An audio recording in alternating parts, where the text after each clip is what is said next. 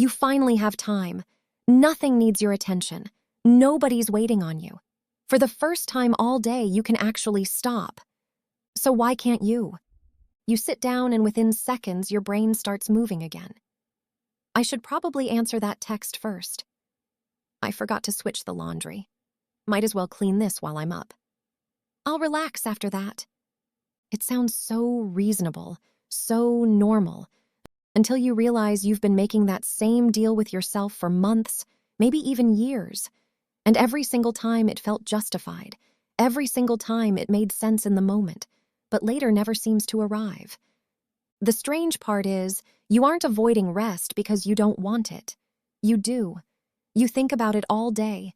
You look forward to getting home. You imagine finally sitting on the couch or climbing into bed and doing absolutely nothing. You picture it so clearly that it almost feels like it already happened. Then that moment finally comes, and somehow it still doesn't feel right. Your body finally stops moving, but your mind doesn't. It starts making lists, remembering things you forgot, planning tomorrow before today is even over, replaying conversations from earlier or looking for something else that needs your attention. And before you even realize it, 20 minutes have passed and you haven't rested at all. You've just been busy in a different way. And here's what makes it confusing. It's not that you enjoy being busy. It's that doing nothing almost feels irresponsible. You can feel it in your body. That restless, unsettled feeling, like something is about to go wrong, like you should be somewhere else, doing something else, like stillness itself makes you anxious, like if you stop moving, something important is going to slip through the cracks. That's what makes this so frustrating. You aren't trying to be productive every second. You're trying to feel like you've finally earned the right to stop, but the finish line keeps moving.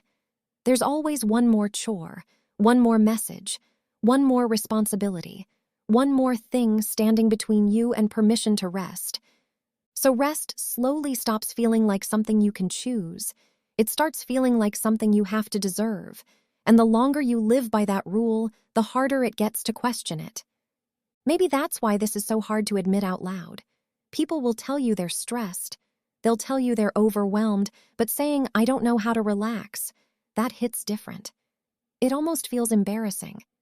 Like something you're supposed to know how to do naturally, like breathing, like something nobody should have to figure out. Except every time you finally slow down, your brain quietly whispers, "Shouldn't you be doing something?" So instead, you fold the clothes, you organize the desk, you check your phone again, you find something, anything, to keep moving. And the strange part is, from the outside, it looks responsible. People praise people who stay busy. Nobody looks at someone answering emails late at night and says, "You should probably rest." They call them hardworking, disciplined, driven. And after a while, you start to believe it too. Staying busy becomes part of who you are. It becomes your personality, your identity, the thing people rely on you for. So when you stop, it doesn't just feel wrong. It feels like you're letting people down, like you're becoming someone you don't recognize. Like rest is a form of failure dressed up as a break. Until one day you realize you don't actually remember the last time you truly rested.